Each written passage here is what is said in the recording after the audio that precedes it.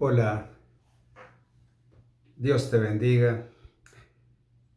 Desde hace un buen tiempo he estado compartiendo por este medio eh, algunos mensajes de la Biblia y yo quiero decirte que me complace mucho exponer la palabra de Dios porque en ella he encontrado la voluntad de Dios, he encontrado el conocimiento de la voluntad de Dios, una visión para vivir.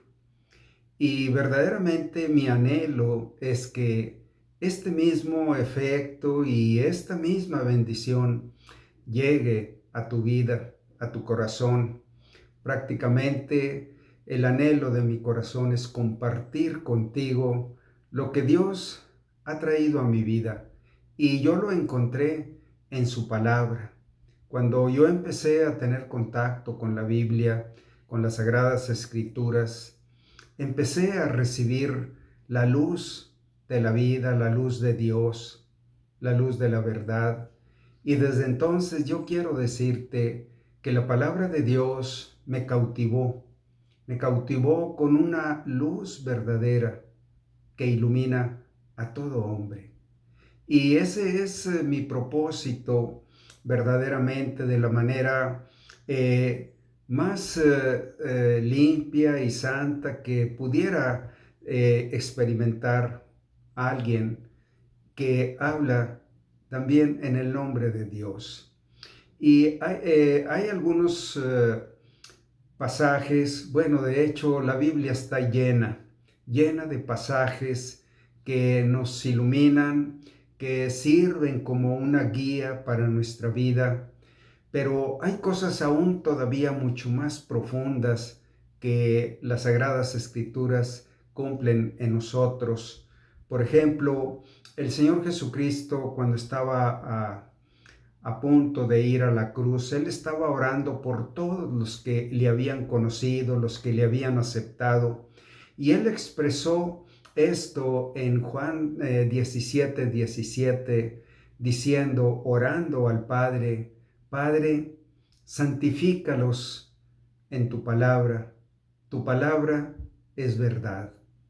Y en esta expresión, Él estaba dando a entender que la palabra de Dios es la verdad universal, la verdad eterna, la única verdad que existe.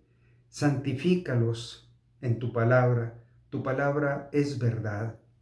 Ahora, cuando él ora porque aquellos que le habían aceptado, recibido, que le tenían en su corazón, él está pidiendo que el Padre los santifique.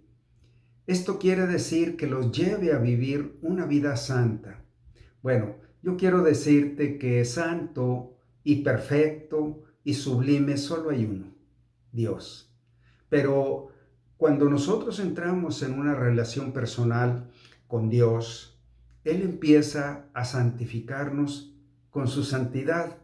Santidad quiere decir que Dios solamente tiene el bien, la pureza, lo limpio, lo sublime, que en Dios no hay maldad ni pecado, ni tinieblas, ni mentira.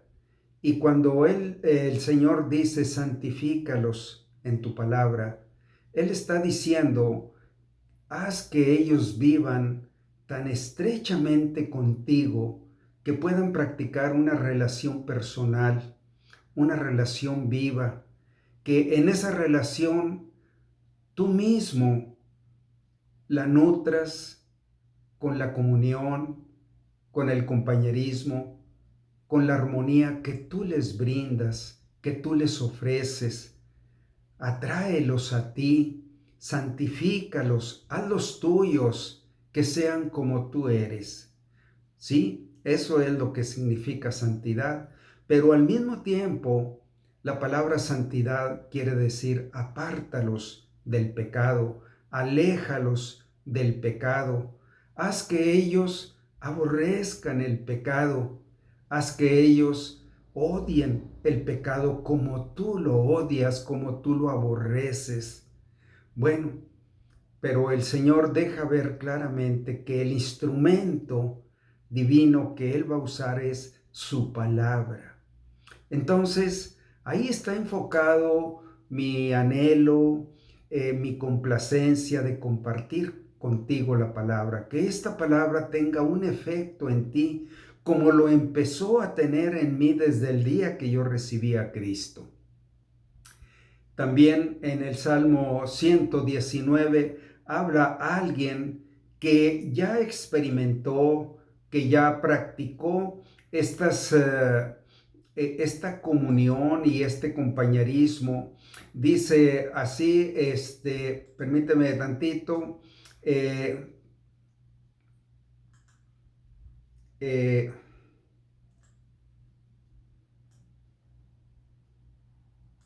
en el Salmo 119 del versículo 9 al 16 dice de esta manera, pero vamos a tratar de cautivar el sentir del salmista. El salmista estaba lleno de esta oración que el Señor Jesucristo pidió. Él estaba experimentando esa llenura, esa santidad, esa complacencia que solamente en Dios la podía encontrar. En el Salmo 119, a partir del versículo 9, el salmista dice, ¿con qué limpiará el hombre su camino? Bueno, eso era lo que el Señor oraba. Limpia el camino de ellos, pero el Señor dio la clave con tu palabra. Y dice, ¿con qué limpiará el hombre joven su camino? Con guardar tu palabra. Y sigue diciendo, con todo mi corazón te he buscado, no me dejes desviarme de tus mandamientos. En mi corazón he guardado tus dichos para no pecar contra ti. Bendito, oh tú, Señor, enséñame tus estatutos. Con mis labios he contado todos los juicios de tu boca.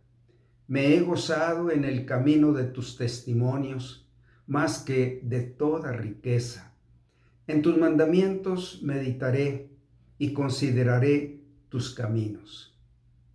Me regocijaré en tus estatutos, no me olvidaré de tus palabras. Bueno, yo quiero decirte que en alguna medida yo estoy experimentando este testimonio que declaraba el salmista.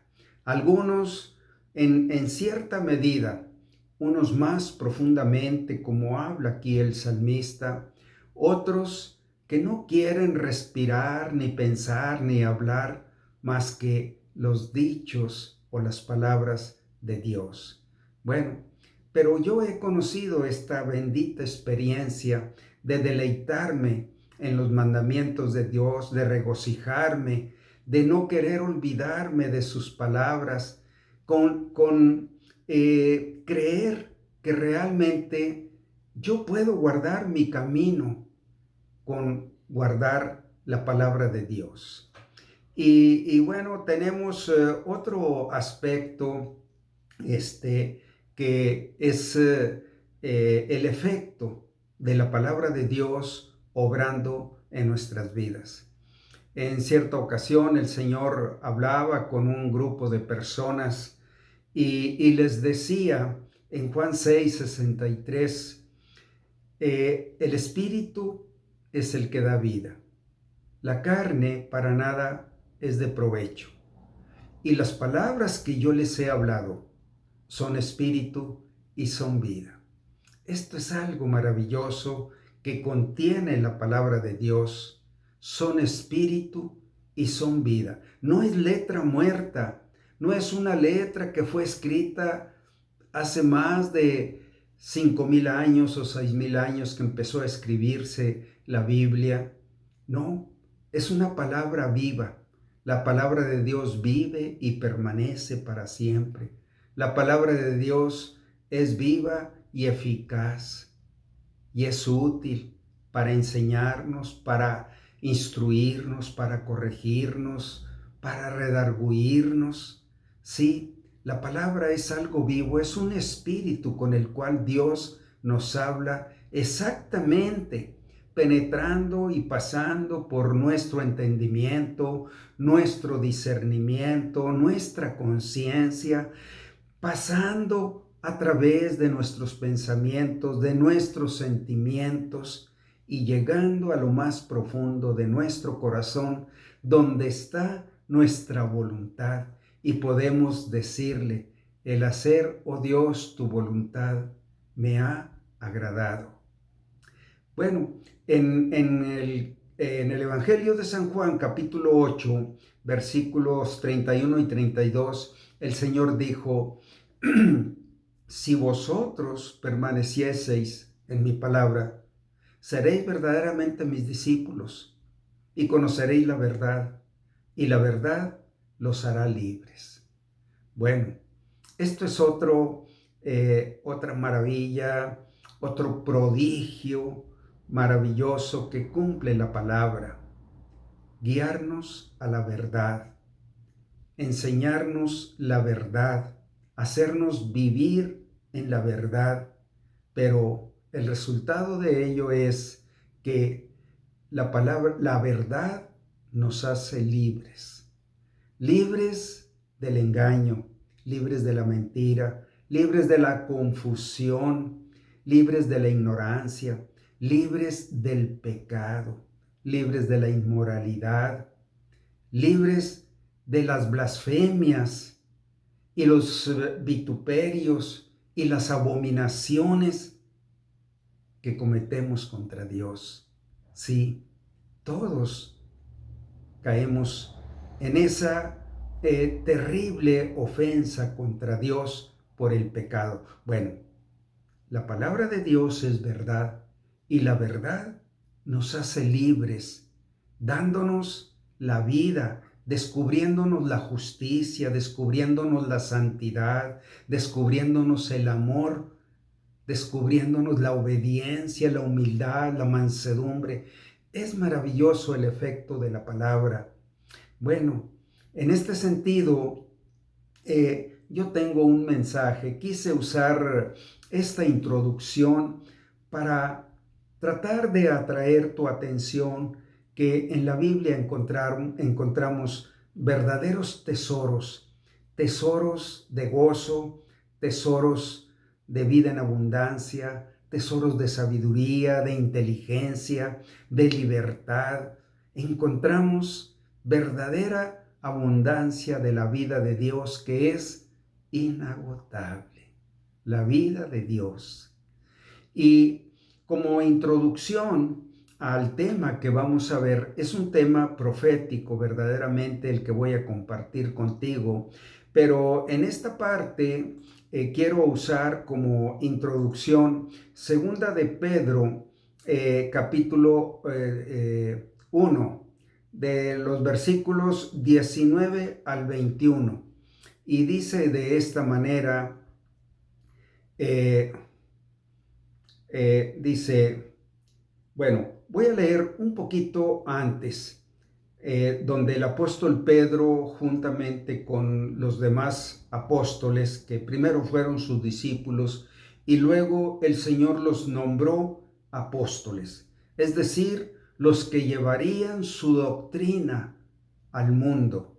Específicamente fueron 12 apóstoles.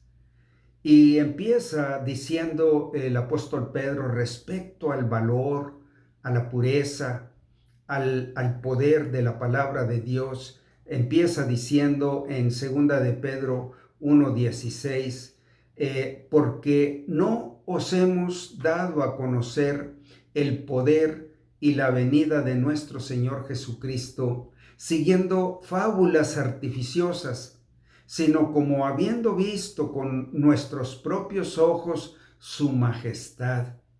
Pues cuando Él recibió de Dios Padre honra y gloria, le fue enviada desde la magnífica gloria una voz que decía, este es mi Hijo amado en el cual tengo complacencia. Dios certificando, confirmando que Jesús es el Hijo de Dios.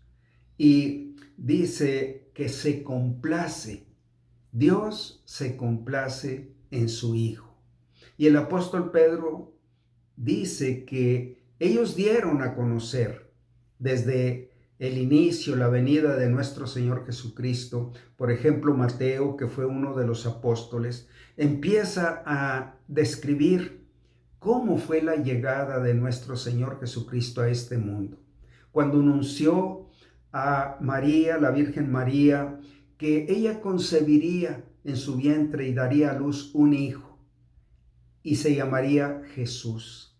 Bueno, desde ahí empieza a dar a conocer, y Pedro dice, nosotros no les hemos dado a conocer esto siguiendo fábulas artificiosas, sino habiendo oído la voz del Padre diciendo, este es mi Hijo amado, en quien tengo complacencia. Y nosotros, dice el apóstol Pedro, oímos esta voz enviada del cielo cuando estábamos con él en el monte santo, en el monte de los olivos. Tenemos también, sigue diciendo el apóstol Pedro, respecto a que ellos dieron a conocer los propósitos, el plan de salvación que Dios tenía a través de Jesucristo. Y dice, refiriéndose a la palabra, tenemos también la palabra profética más segura, a la cual hacéis bien en estar atentos como a una antorcha que alumbra en lugar oscuro, hasta que el día esclarezca y el lucero de la mañana salga en vuestros corazones. Entendiendo primero esto, que ninguna profecía de la Escritura es de interpretación privada, sino que los santos hombres de Dios hablaron siendo inspirados por el Espíritu Santo. Bueno, Pedro está certificando que la palabra no es palabra de hombres, sino que es palabra de Dios. Y que Dios transmitió su palabra, sí es verdad, sí es cierto, usando a hombres que dispusieron su corazón, como Pedro, cuando oyeron la voz de Dios cuando estaban en el monte de la transfiguración. Oyeron la voz que decía, este es mi Hijo amado, en el cual tengo complacencia, a él oíd. Bueno, desde ahí yo quiero darte estas pautas, estas guías, referencias, porque yo quiero que tú llegues a aceptar la palabra de Dios como es en verdad, la palabra de Dios y no palabra de hombres, y que la palabra tiene un efecto y un poder para cumplir en tu vida y en tu corazón.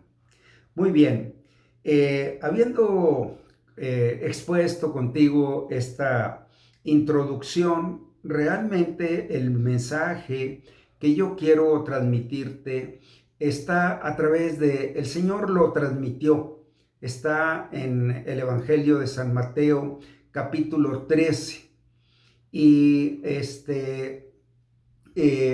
dice así, esa es la parábola del trigo y la cizaña. ¿Cuántas cosas quiso el Señor anunciar con esta parábola?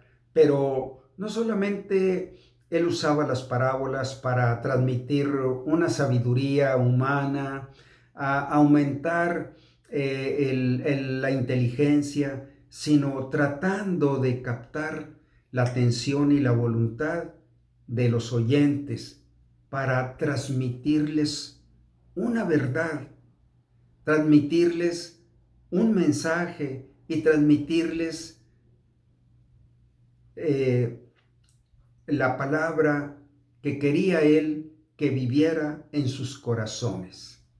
Y dice de esta manera en Mateo 13, 24 al 30, aquí en estos pasajes pone solamente la parábola como una ilustración, pero detrás o abajo de los elementos que se mencionan en esta parábola está un mensaje. En ello está un anuncio profético también muy importante.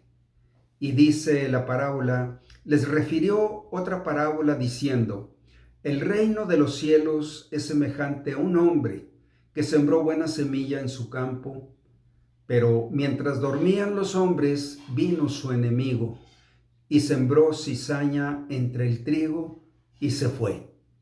Y cuando nació la semilla y dio fruto, entonces apareció también la cizaña.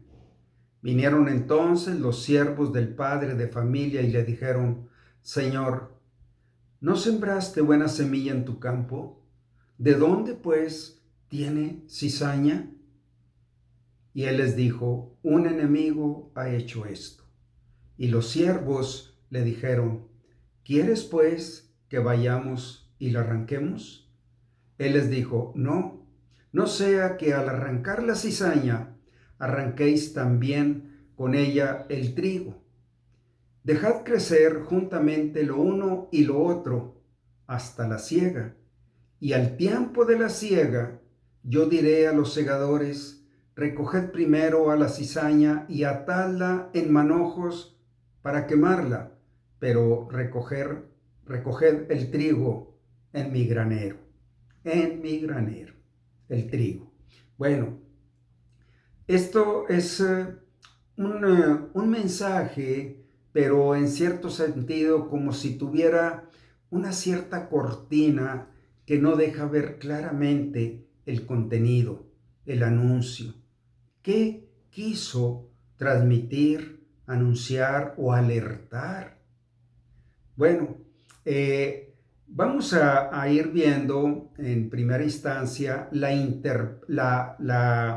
el conocimiento de qué es cada uno de los, por ejemplo, aquí habla de los segadores, habla de los siervos de este hombre que sembró buena semilla en su campo, habla de un enemigo, habla de una cizaña, una hierba, quizás verdaderamente es una hierba maligna que debe ser quemada.